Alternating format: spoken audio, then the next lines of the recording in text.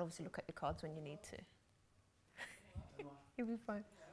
Oh, hello. I'm sorry, guys, because I couldn't hear in the studio. But welcome to the Chrissy B Show. And on tonight's show, we'll be discussing common health issues and worries, as well as injuries. So are you going through something at the moment and you need some help and advice? We're going to be joined today by one of the UK's most popular media doctors, that Dr. Robert Hicks. And also we have physiotherapist Stephanie Smith to answer your questions. If you want to get your calls through now, you can call us on 020 7686 6300, and you can also email us on chris@chrissybshow.tv with your questions. Now, we have got a bit of a backlog of questions, so hopefully we're going to get to answer all the ones that we have already, plus some extra ones if we hurry a bit, but we can't promise. But if you do have any questions for later on, we can also forward them to our experts. But first of all, let's speak to Patricia, who's our brand new entertainment reporter. Hello, Patricia. Hi, Chris. How are you? I'm very well. How are you? I'm fine, thank you. So you're going to be hearing lots of good advice from our specialists today. Yes, I can't wait. Okay. Can't wait for them. I've seen the questions, some of the questions, and I can't wait to see the answers. Okay. So you've got some news for us, haven't you, Patricia? Yes, because today we're talking about general health. Yeah. I thought it would just be nice to mention the situation of Nelson Mandela. Yeah, absolutely. And he's been in hospital for over a month now, and it's actually his birthday the day after tomorrow. He will be 95. He's doing so well, isn't he? So I just wanted to take this opportunity to wish him all the best, speedy recovery. Our thoughts and our prayers are with him now. Okay. Yeah. Now, my second news. Chris, I know you are a big fan of cats. How right? did you know that? So, not that I've ever mentioned it on this show, just a few thousand times. Well, I know. And I don't know if you've seen this, but it was on the news that they found a little kitten on the tube this week. Is that He was found in a box in a tube train station in Victoria, and she was named Victoria after the station.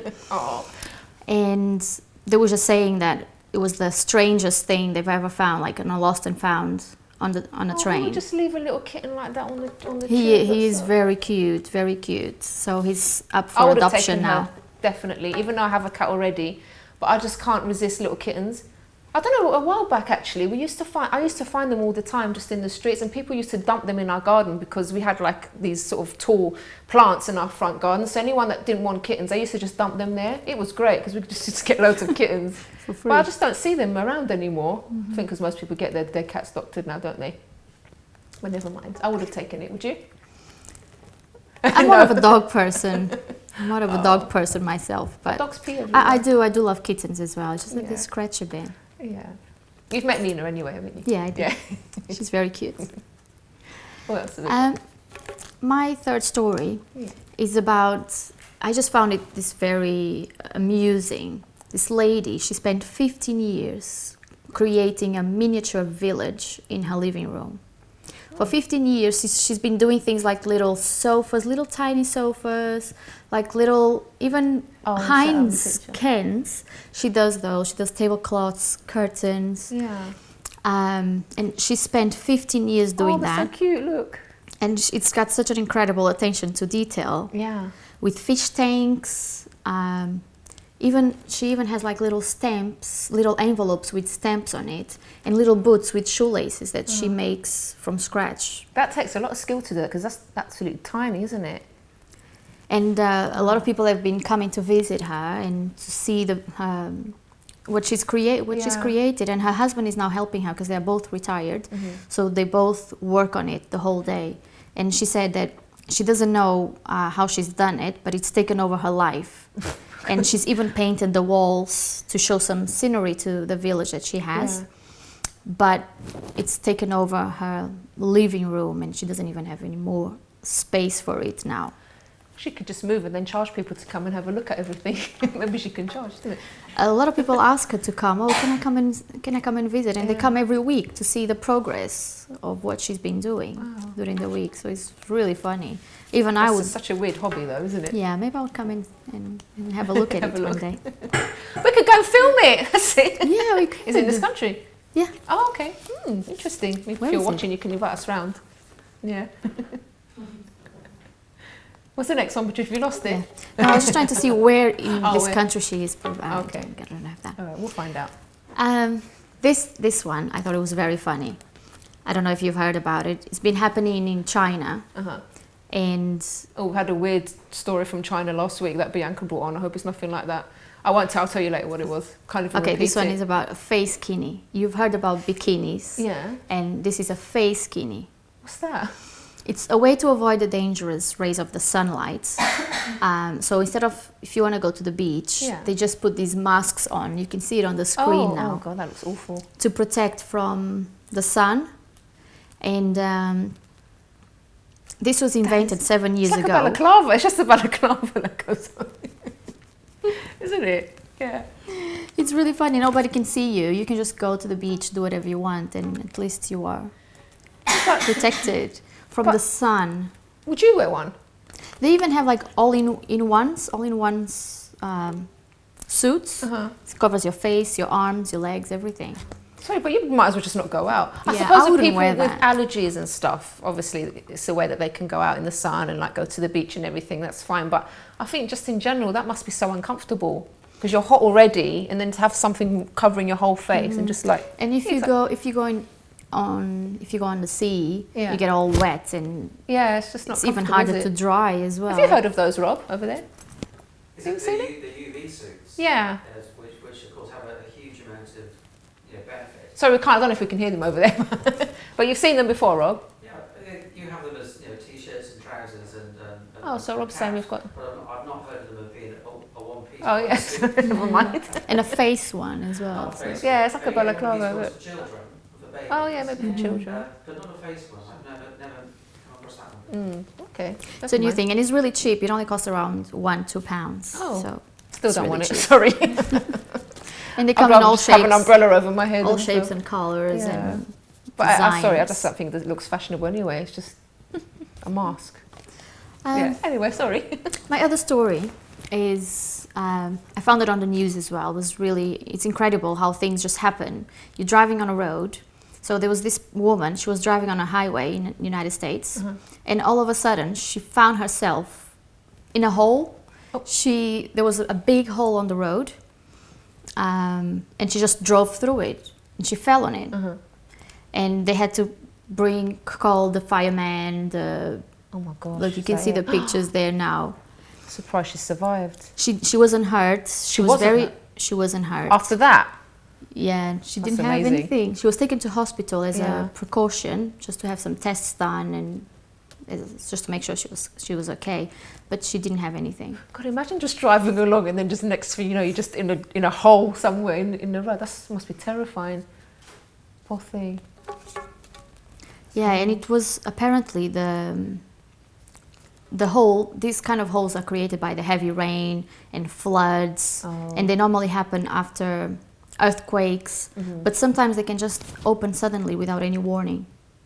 So you can't really blame it on the road maintenance. No, and it's just a even natural thing, isn't it? Even it's a highway. I don't know. They couldn't see there, but it's like it's got more than 3-4 lanes, and it's a high-speed highway. And all of a sudden, they just fly over it. And it must have happened like really suddenly because nobody noticed. Even whoever was driving in front of her, they didn't realize it. I mean, they must have driven on the other lane, but she didn't see it. So that's the point. If you drive too close to the one in front of you, and you just don't see what's coming ahead. And if someone turns, you just Gosh, I should be more careful on the road in case there's any holes on the motorway. That one. The other thing, it's happened to me. I don't know if it's happened to you, but now airlines have been charging a lot for extra things, for extra luggage, for extra weight, and even if you misspelled your name on your ticket, they will charge you £500 to change it. Yes. £500? That's what happened to this gentleman. He actually had to buy a new ticket because he misspelled his name. He missed out an E on his name. And then when he went to check in, they said, no, your documents don't match your ticket. That's ridiculous. So if you want, it's so easy to change something. We like would that. have to reprint a new ticket, and because for that you usually have to pay a new ticket. So £500, that's how much it could cost you. That's ridiculous. One day I was traveling with my husband, and we both had our hand luggage. Yeah. And now on the airports, they have this thing where you have to put your luggage in to make sure it fits, it's the right size and everything. So my luggage, because it's got wheels at the bottom, it was out for like 1 inch. And I had two. I was carrying one, my husband was carrying another one. And we both have to pay £35 each. Just because of 1 couldn't inch. take the wheels off. Yeah, I didn't think about that. I think at the time I was just so ashamed. I just wanted to get on the plane as soon as possible. And because it was a big queue and everyone was looking at us and we felt really uncomfortable. So we just wanted to get it sorted. But after, I even thought maybe I should have just left the luggage there, because whatever I had in there wasn't worth that much. Or I could just have removed the wheels, like you said. But they do. Sometimes it's getting beyond the joke sometimes. But £500 for just a name, a letter actually, because it's so easy to change on the computer. And sometimes you don't even need a ticket. Last time I went abroad, I didn't even need a ticket. It was all on the computer, and I just went in with my passport and checked in. So I didn't even need a ticket. Oh, that's nice. Yeah. But they were even mentioning about charging to use the toilet. So if you want to use the toilet, you would have to pay a fee as well. On a plane, yes. I think they're going to end up getting people peeing in their seats if they're not careful, because they're going to get annoyed. Isn't it? Yes. Is that everything? Do you know, I have no idea how long we've got till break, because no one's speaking to me in the control room. Is anybody there? Okay, I think I've lost the feed from the control room. But if it's time for a break, we can go to a break right now. But if it's not, let's go to some street interviews where we ask people what their general concerns were about their health. So let's go to the street interviews. No, I'm told that we haven't got time for street. Okay, so I'll give you the contact details then if you want to email us with your health concerns. So you can email us on chris@chrissybshow.tv. You can also tweet, don't forget, okay, so I can receive those straight here on my iPad, @Chrissy B Show. Also, you can Facebook us, Chrissy B Show, and also, of course, you can give us a call on 020-7686-6300. Join us after the break. Patricia, thank you very much. You're welcome. Great debut, by the way. Thank you. And we'll see you after this. Don't forget to subscribe to the Chrissy B Show, always aiming to show you the happier side of life. You can find us on YouTube, Facebook and Twitter.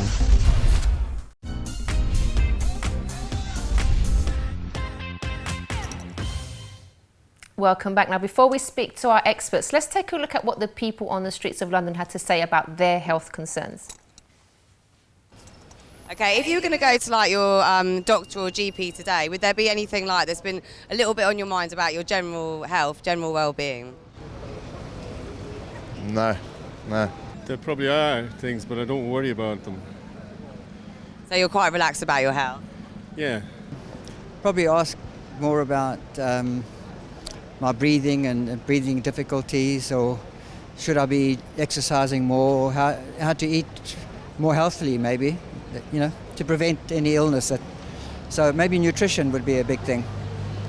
I don't even know. If the docs, no, like, it'll be too deep. Like, when is my time? Oh, is it? But yeah, apart from that, no, man. No, I don't think so. I think the good thing is that the NHS does a lot of screening for people in the United Kingdom. So as you reach certain, age groups, there's usually like an MOT once you're over 40, bowel and breast screening when you're over 50. So no, I don't have any concerns about myself, no. Yes. To be honest, I reckon drink more Guinness would help because it's got iron in it. Yeah. That's not an advert, by the way, but I reckon if you drank more Guinness, it would help. Try and lose some friends because they're all alcoholics, and therefore my lifestyle would be much better. Yeah, smoking. Get fresh air. Cycle. Walk. Have an English breakfast every second day. Rather than every day? Yeah. But me personally, I work out anyway. But I don't know, being wary of what you're doing, to be honest. But yeah. And also, I think it's like who you're surrounded by as well. What do you mean?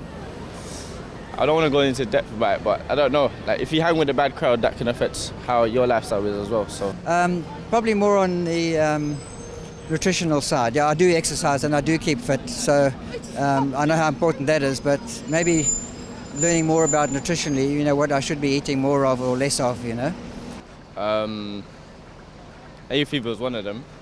So I just discovered that like last week, I haven't had it for like, since I'm like, I don't even know. I haven't had it since I was like 10, it just came back for me. I don't know, it's mad annoying. Mad annoying.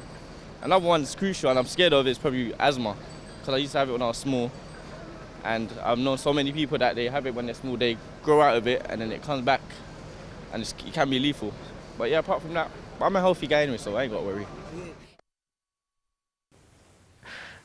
He's very energetic too, isn't he? Okay, so let's welcome Dr. Rob Hicks and also physiotherapist Stephanie Smith of P Green Physio. Is That's that right? Yeah. Okay, so welcome to the show. Thank you so much for coming here. So we've got loads of questions to get through today.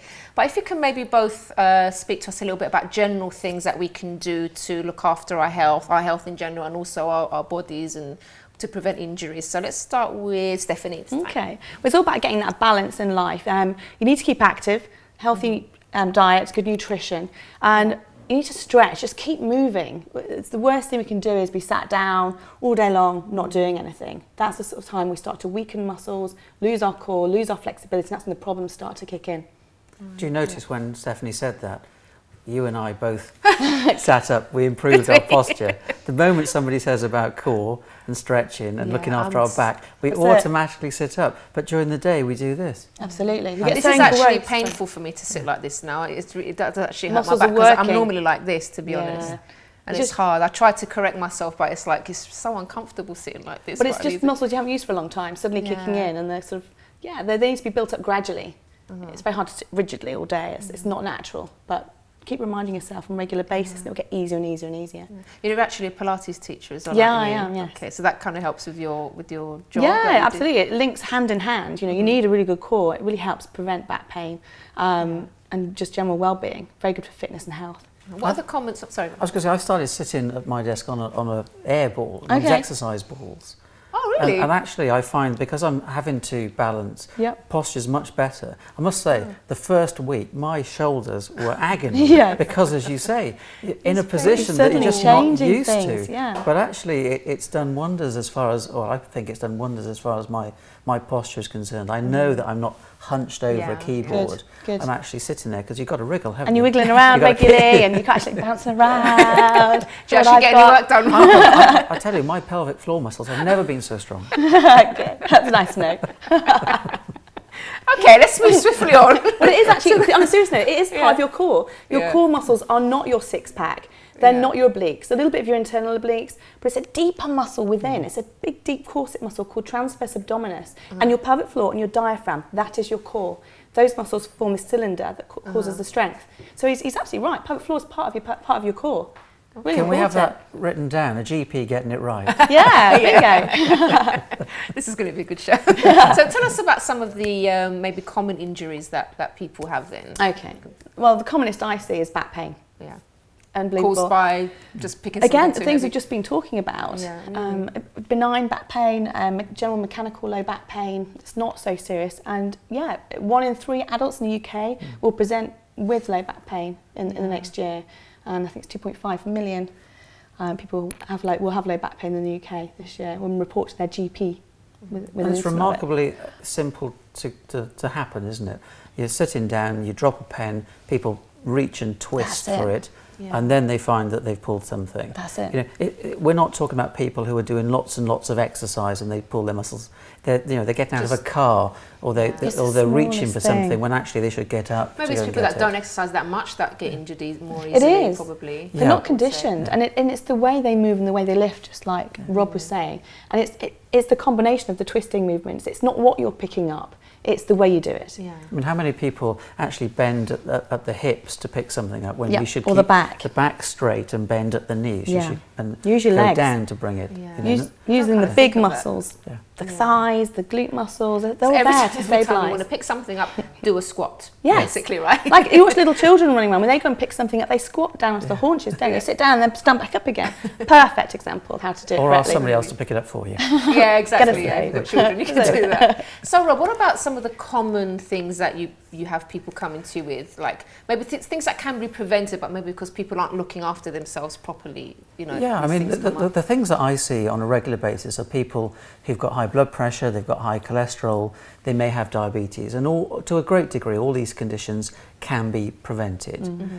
But by the time I'm seeing them, and they've had the test done and they're confirmed to have these conditions, they've got to move on now to keeping them under control. They can't take back the time and say, right, I'm not going to have it ever again. I've got high blood pressure now you've got to keep it under control. Another thing that we see quite a lot of is skin problems.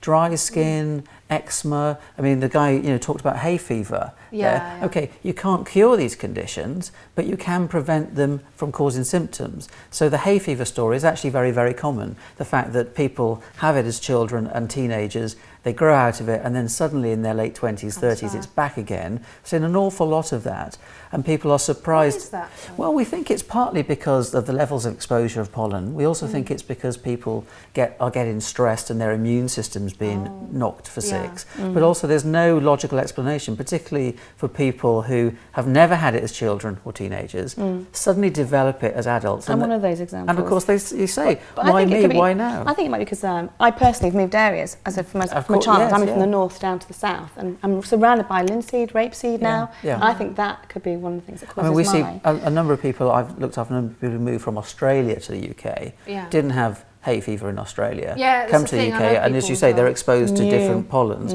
or they're exposed to a different level. So they're getting a more concentrated dose of these pollens, which is, they've always been susceptible, but they haven't yet reached the point of it being triggered. It's quite horrible when you're in a park and you just want to enjoy some sunshine, and all of a sudden, because that happened to me on the other days, like my eyes were so itchy, and it's horrible, and I can't help it. Once my eyes, it just feels so good, but afterwards, like, bing! I remember as a teenager, having hay fever, and it was a case of, I can go out to the park and kick a football around with my mates, but I know that 2 hours later, I would be suffering. Until my dad took me to my doctor, and he said, well, why don't we give you some preventative spray to use? And that was just, preventative spray? Yeah, stick up the nose, and it actually stops the symptoms in the first place, because it blocks the reaction, which is what a lot of the treatments do. But we didn't know that at that stage. It wasn't until we went to the doctor and said, look, he's got hay fever, what can we do? And the doctor said, why don't we try this? And it worked to treat. Is it true that sunglasses work as well? Yeah, wrap-around sunglasses to keep the pollen out of the eyes. Yeah. And another thing that's really good is a pollen barrier. So it's like a petroleum jelly or a balm that you smear around just inside the nostrils. Yeah. So it traps the pollen before it can get into the pollen and trigger the allergic response. Okay. So that's a really good tip. And don't rub your eyes. Oh, no. I rubbed my eyes the other day and I had a blister on my eyeball. Oh no, that's not good. It's I not did that good. the other day. It's not a pretty sight, I have to say. We're going to go to a quick break because we have loads of your questions to answer, and we should be getting some very interesting answers and lots of help for the viewers. If we do have time, we will take a couple of calls as well, so you can call on 020 7686 6300. Join us after the break to talk to our experts.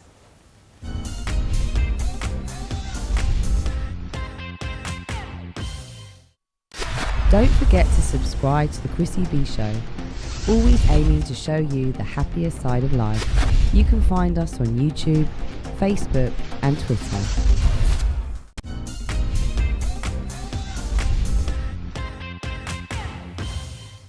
Welcome back to the show, and we're going to be answering, well, our experts are going to be answering all your health questions that we've had come through. So the first one, Rob, this one's for you. Seymour says, I'm female, and for around 2 years I have been having itching which started just around my groin area but has now seemed to spread over my private parts.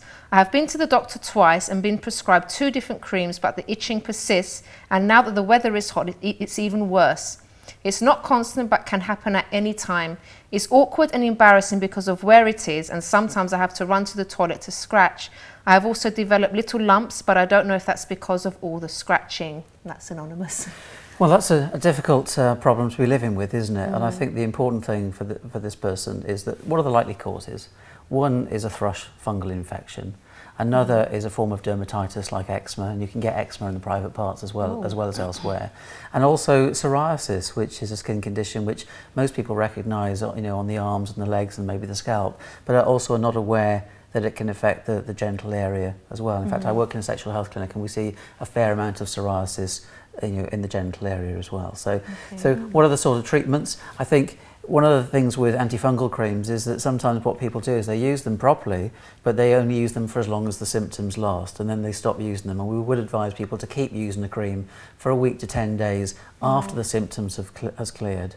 It might be that actually there's been an infection introduced, so you need a secondary bacterial, antibiotic to be used as well. Something that you can use is stop using your normal shower gel and soap and shift to something like aqueous cream, which you can use as a soap substitute. It's very soothing, it's very hygienic, but it keeps the oils on the skin so that the skin's less likely to become irritated. And the other thing is think about practical lifestyle things. Have you changed underwear? Are you wearing clothes that are more synthetic than cotton? I mean, cotton against the skin is the best because it's soft, it's not so irritating, and of course it helps the skin breathe. Or have you actually changed your washing powder? Is there a problem with the washing machine? We see a lot of people where the spin cycle isn't spinning properly, so you're still getting these particles of the residue, and that's acting like like sandpaper against the body. So I would say if it's still continuing, and she's had 2 appointments with a GP, and maybe she doesn't feel confident to go back to a GP, why not go along to the local sexual health clinic where she can go anonymously. The GP doesn't need to know that she's gone, but there'll be people there who've seen problems like this time and time again. So they won't be embarrassed about it. She shouldn't be embarrassed, but it is important to get it sorted out. Okay, great advice there. Okay, thank you. Hope that's helped you, Anonymous. Okay, we have a question here for Stephanie. I have a back problem. It just comes and goes, and it's really debilitating at times. Sometimes it will be fine, and then suddenly will come on in a restaurant, went out with friends, for example. What can I do? Pretty much similar to what we were talking about before. It's keeping active and stretching, keeping the back mobile. The worst thing you do is keep still and not do anything about it. Seek advice, go and see your GP, and hopefully the GP will refer you on to a physiotherapist or an osteopath or a chiropractor, and you can be properly assessed and see what is the reason for this happening on a regular basis. It might be something quite minor, a little bit of muscle imbalance, maybe a little irritated facet joint, or a bit of the pelvis being slightly out. Easy to adjust and easy to address, but it's better to get some advice first and make sure nothing else is going on. I mean, in these kind of instances when it's back problems, should a person go straight to a physiotherapist, or in the first instance to a doctor? What would you recommend? Ideally straight to a GP. If the person has funding, self-funding or health insurance, again, health insurance does require a GP referral. But if you're self-funding, you can take yourself along to a private physiotherapist, a private osteopath, private chiropractor, and we can see you straight away. You don't need a referral. All right. But if you go down the NHS route, then you need to go and see your GP. Referral. Okay then. Alrighty. So let me do one. Yeah, one-on-one, yeah. We'll do question tennis. Give you a break now, Stephanie. Right, so this one's from Christine in Finsbury Park. She says, my left nostril always seems to be blocked. I can only sleep on one side during the night, and kissing my husband sometimes is really hard as I run out of breath. I went to the doctor who told me there wasn't much that could be done, but surely there must be something that can be done.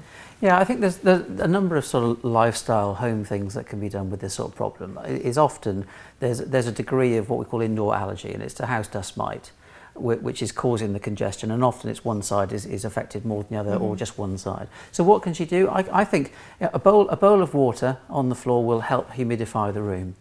Do some steam inhalation using eucalyptus or some menthol. Obviously remembering not to get so close that you scald the nostrils. I mean, we still see people still do it. That's why I have to sort of state what some might say is the obvious. Yeah. I think again you can use hay fever type nasal sprays that are anti-inflammatory and that actually may decongestant or will actually prevent the reaction. The other thing, of course, is 80% roughly of house dust mites that live in all our homes, they congregate in the bedroom. In pillows, in mattresses. I think the figure is something like after 3 years of a pillow being used, more than 80% of it is house dust mite in its dung rather than the actual pillow. That's not I promise you're not going to turn off now with all that. Okay? So one of the things you can do is certainly open the window to help ventilate. And certainly, remember when you're vacuuming, go under the bed, vacuum the mattress, vacuum the pillows, and we see time and time again for people who have got house dust mite allergy, they have what I call the cuddly toy community in the bedroom. So they've got all these toys sat there as a group. Of course, they never get moved. Never get dusted. And they never get dusted. And they just collect all, the house dust mite love this area. So you want to shift that to a room where you're not sleeping. Yeah. Okay, great. But I don't, the bottom line is we need to help this lady so she can still be passionate with her husband. Absolutely. I'm glad the passion is not dying out there. All right, so this one's for Stephanie. I broke my leg 2 years ago and had a slow recovery. Ever since, my leg and the surrounding joints have not been the same. Is there anything I can do to help him along? Do you think that my leg will ever revert back to how it was? It will never be as it was, but you can certainly get it good. It's absolutely right, it can, when you fracture, it depends where it is, but the force of the fracture can transfer a lot of more force up the body into the joints above, and it can affect the hips, the pelvis and the lower back. So they really need to get all of that checked out as well. Working on stretching, full mobility of each joint above and below the area of the fracture. Massage can help, soft tissue mobilisation, but they also need to work on things like something called proprioception, which is a form of balancing, and getting their body used to the leg coping on its own in space and without the use of the brain, as it were, and building on strength, but functional strength for what she needs the leg for. You can certainly improve the situation. Yeah. Is that what you use those? It's like a bit of wood on a ball, a rocker, like a yeah, rocker wobble thing. board. That's what you use. It's called proprioception. So if you imagine when you're balancing with your eyes closed, you're standing on one leg with your eyes closed, you have to rely on your other senses, your mechanoreceptors that are in the joints, and they tell your brain where everything is in space. Now they get a little bit knocked out when you fracture or sprain an ankle, and so you have to retrain them.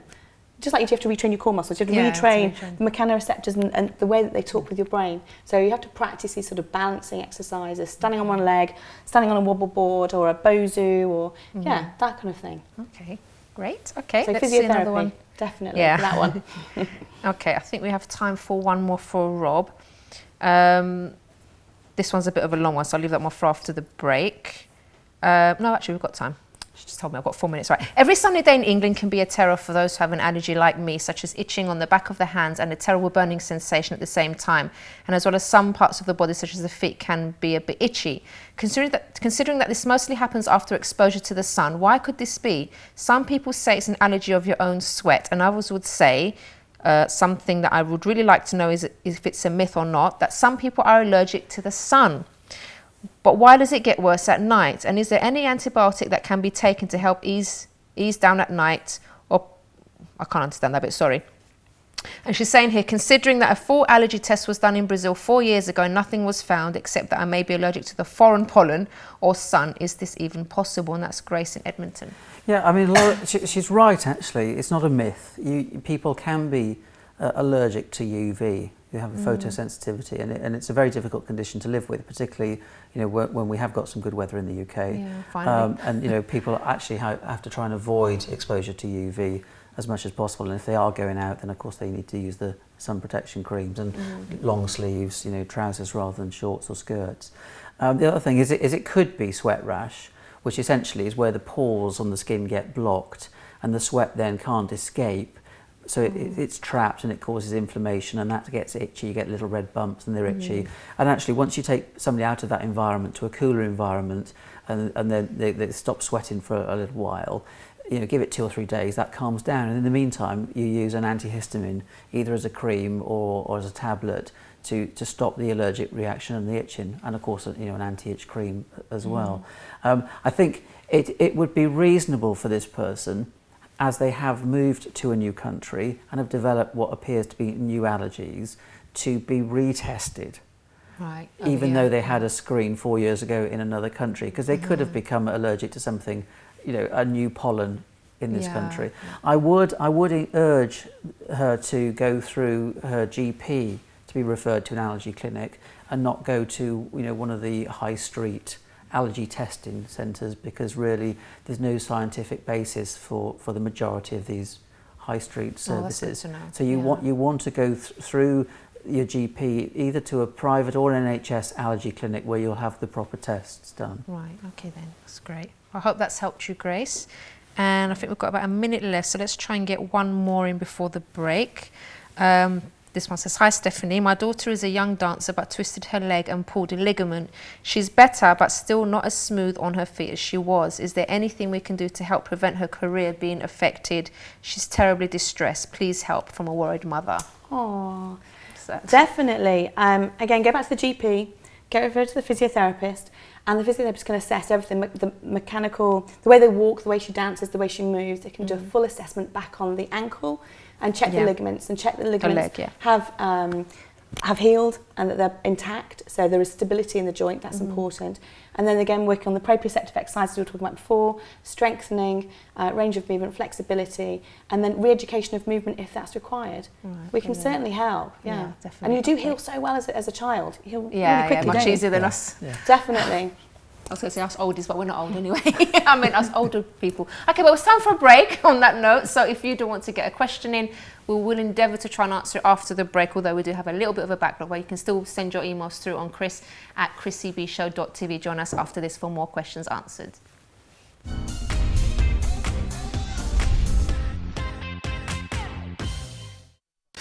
Don't forget to subscribe to the Chrissy B Show. Always aiming to show you the happier side of life. You can find us on YouTube, Facebook and Twitter.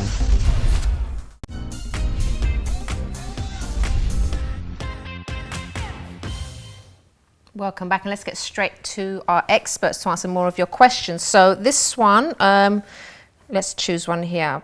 Hi Rob, my eyesight keeps getting worse and worse. I've got stronger lenses, but do you think it could be something that is not directly down to my eyes? This lady's asking. Well, it's a possibility, isn't it? I think the important thing for this lady is she needs to have a re-eye test. If you notice any change in your vision, even if you've only a few months ago had a test and had stronger prescription lenses prescribed, then she needs to have a retest.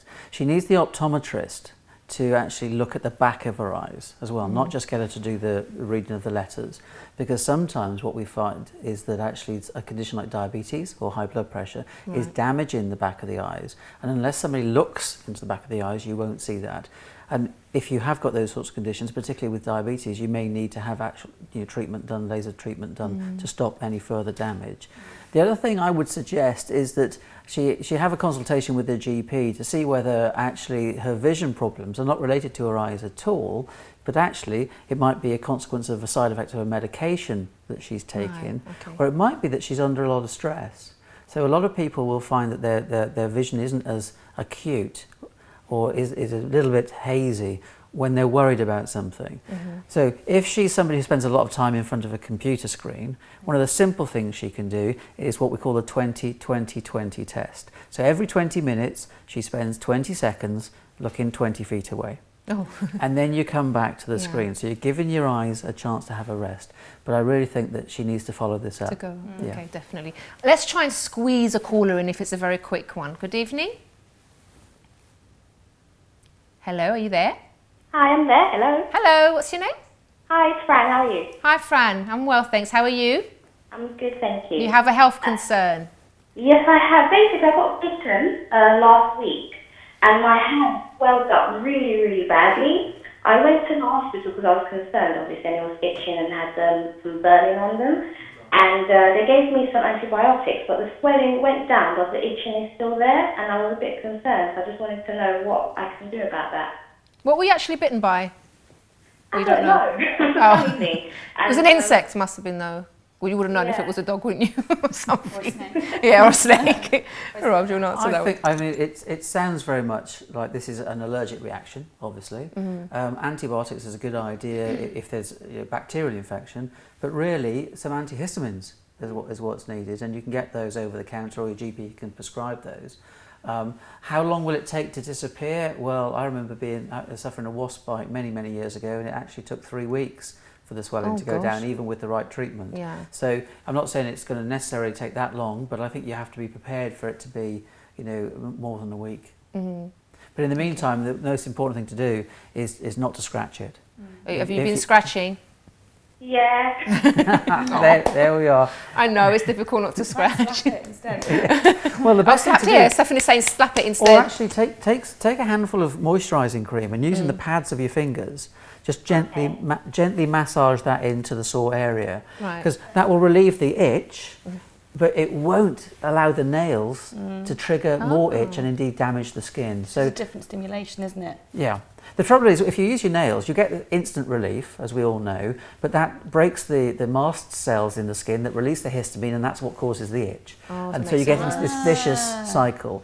Use the pads of your fingers, a little bit of moisturising cream, just gently round and round. That'll get rid of the itch and not damage the skin. You're going to have some really soft hands. I'm going to do that right away. All right. Thanks very much for your call. Thank you. Bye-bye. Bye. Okay, let's answer this one as well. This one's for Stephanie. Hi, I squatted down one day to pick something up and felt a tearing sensation at the back of my foot. Every now and then it's a bit painful if I move my feet a certain way. Do you have any advice for me? That's from Odissea from Wood Green. It's quite an odd presentation to squat down and have a tearing sensation in the sole of your foot. I'd want to rule out nothing coming from the lower back. No form of sciatica, because sciatica, people can come to us with, I've torn my calf muscle, I've torn my hamstring, and when after investigation and doing an assessment, it actually comes out that it's coming from the back and it's a form of sciatica. So I'd want to rule that out first and foremost. If it is the sole of the foot, well, I'd go to a GP first and get referred to that. If it is just sole of the foot, there's no harm in doing just gentle stretches on the calf and on the sole of the foot, applying ice to the area and resting, wearing supportive insole and supportive footwear to support the arches and the mechanics of the feet, and that should hopefully help it settle. If it doesn't go though in about a week, 2 weeks, I'd definitely go to see your GP and get referred. Any signs of pins, needles or numbness, straight to your GP. And by the way, all the people that have emailed today and also the callers should also definitely, if you haven't been to your GP already, definitely go as a follow-up as well from what because you're advising. there's no better way than getting a precise diagnosis than actually having a long chat with somebody and then being able to examine them as well. Absolutely. That's right. Okay, let's squeeze a couple more in. Hi Rob, I'd like to ask about weight loss pills. Are they safe, even the ones that say they're natural? What damage can it cause to our body in the long run, if any? And that's from Helen M. I'm not a great fan of weight loss pills because a couple of reasons.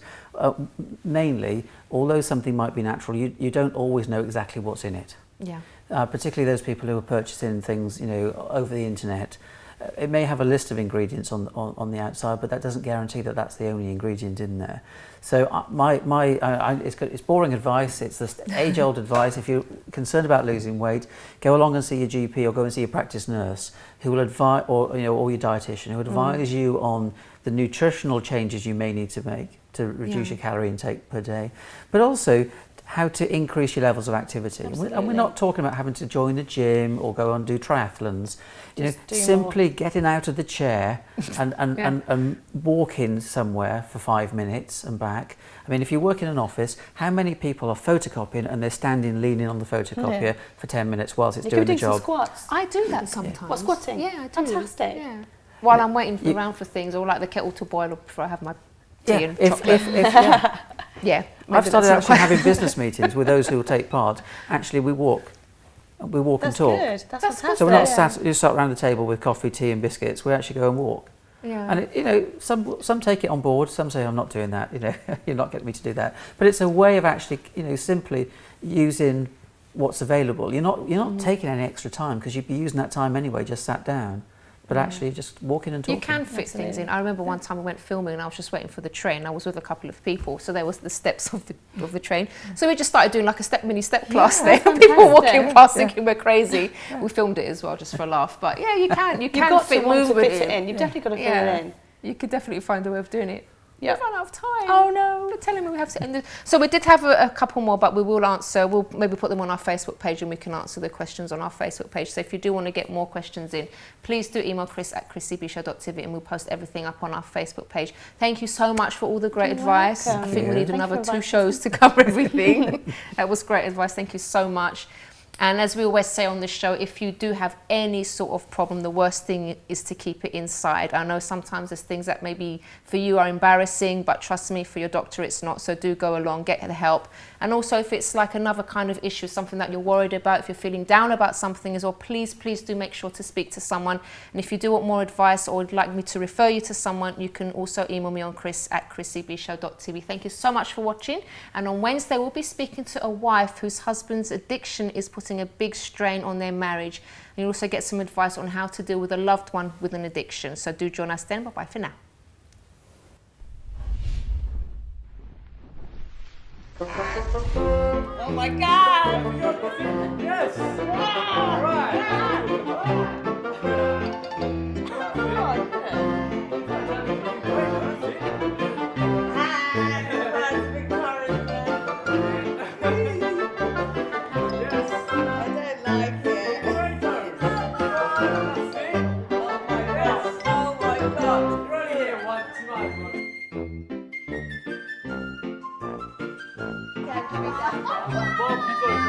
Are you sure? Did you want Yes, I'm coming down. One more, that's it. I'm scared. Yeah. All right.